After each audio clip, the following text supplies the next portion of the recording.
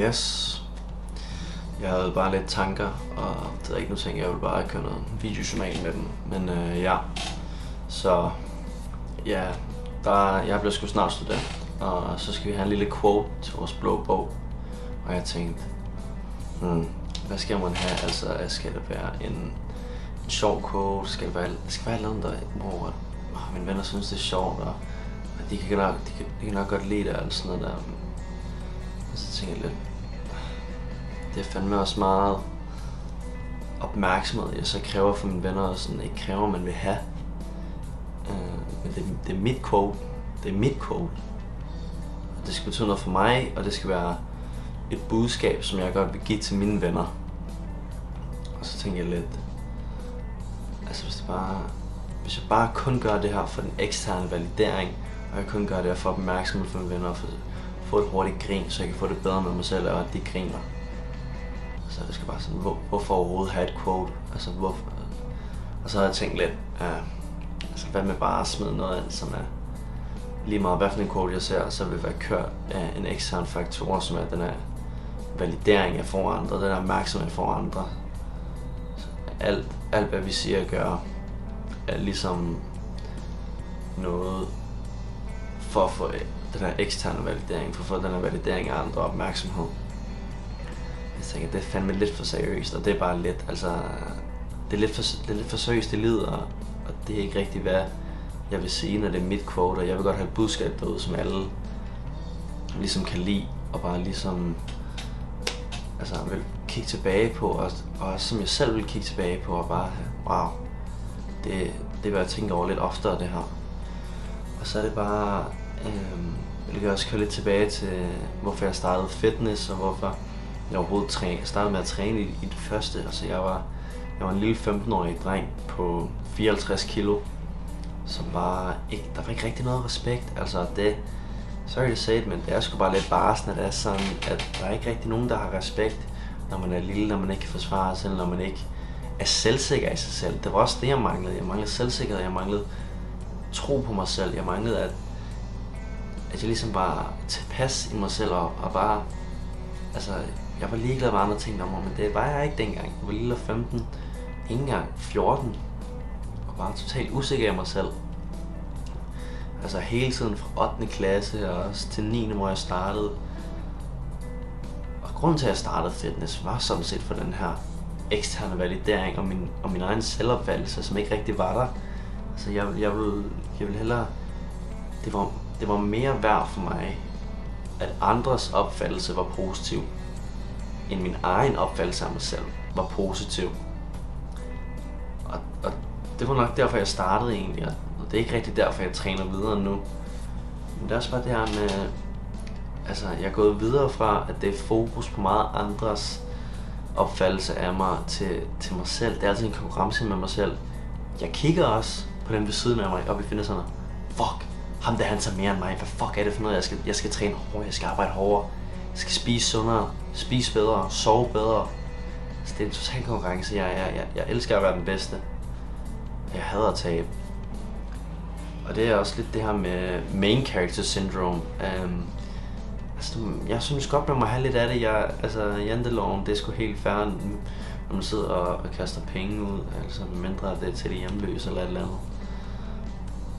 Men bare, jeg synes, du skal have lidt main character syndrome, fordi igen, du kan ikke se alle andre perspektiv på verdens fortælling. Du kan kun se dit eget perspektiv på verdens fortælling. Og derfor synes jeg, det er vigtigt, at du skal have dig selv i fokus. Altså selv hvis du hjælper nogen andre, så skal det være, fordi du har lyst. Altså jeg hjælper andre, fordi jeg har lyst. Jeg gør ikke ting, fordi jeg håber, oh my god, det gør jeg kun fordi jeg er en people pleaser. Der er ikke nogen, der rigtig helt ærligt har respekt for en people pleaser. Så have fokus på dig selv. Elsk dig selv, altså. Ligesom også det her med at gå op i dine interesser og værdier, altså sådan, der er så mange, og det ved jeg også, man i hvert fald kan relatere lidt til, måske er nogens forældre, måske ens venner, som har de her forventninger til en, men de går ikke rigtig over dine interesser, værdier og mål i livet. Og så er det sgu okay at svigte dem, altså det er ikke, de skal ikke styre dit liv, altså igen, det er også det med selvopfattelsen med, at du skal sgu sætte dig selv først. i livet. Sådan er det bare, altså.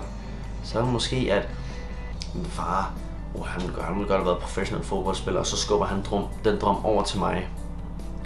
Men det var også, hvad jeg ville engang, men det var også mere fordi, at jeg ville have et tæt bånd med min far, og bare bruge tid sammen med ham, bruge tid sammen med den der forældre, som betyder noget for mig, sammen med venner. Og jeg vil godt være sammen med venner, fordi det er de populære, det er de seje, og så føler jeg faktisk, at jeg betyder noget i samfundet, men lige meget hvad, så betyder det noget i samfundet, lige meget hvad, så for det meste er der nogen, som nok skal elske dig og holde af dig. Jeg skal nok holde af dig, hvis det er.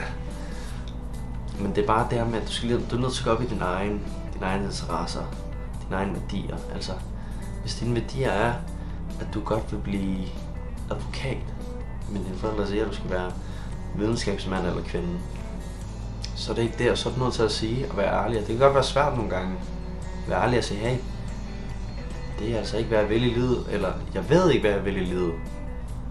Og så må du, så længe du gør noget, og så længe du ikke gør det, du ikke har lyst til, for man ved altid, hvad man ikke har lyst til, så skal det altså nok gå. Altså det er vigtigt, at du people pleaser, ikke?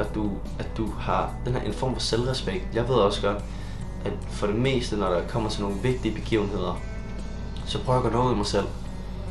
Det er ikke fordi, det er en del af det er fordi, at jeg godt vil have, at andres førstehåndsindtryk af mig skal betyde noget. For det er lidt noget, jeg har tilbage fra da jeg var lille, og der ikke rigtig var noget respekt, og der kørte de her hårde jokes, som jeg bare var nødt til at grine med af. Fordi ellers ville jeg virke svag og påvirket af det. Nej, det må jo ikke ske. Men det her med, at altså,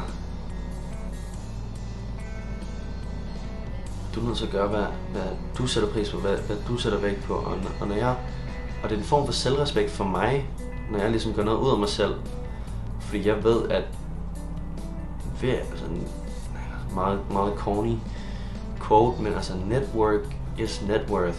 Altså det er fandme meget med de mennesker, du snakker med det netværk, som du ligesom har. Altså hvis du ikke rigtig kender nogen i brugbar i alle de her forskellige steder, så sådan, jeg har en elektroven, jeg har en tømmermand, jeg har en iværksætterven, jeg har en handyman, jeg har en, som går ud og fisker hele tiden.